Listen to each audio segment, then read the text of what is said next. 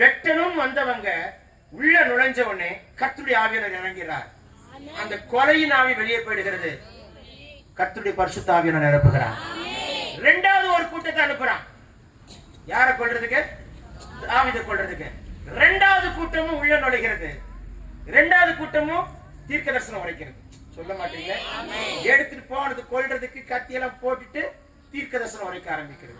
சரி, நீங்க வேணாம், நானே போய் சவுல் தாவீதை கொல்கிறேன் என்று சவுல் புறப்பட்டு போகிறான்.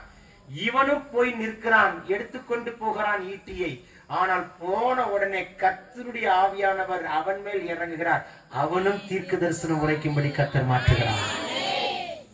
உன்னை தொட நினைக்கிறவர்கள் மேல் கர்த்தருடைய ஆவியானவர் இறங்குவார்.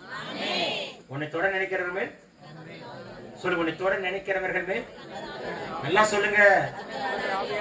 உன் மேல இருக்கிற அபிஷேகம் அப்படி இருக்கணும். உன் மேல இருக்கிற அபிஷேகம் சத்துருக்களை பற்றி பிடிக்கிற அபிஷேகமா இருக்கும்.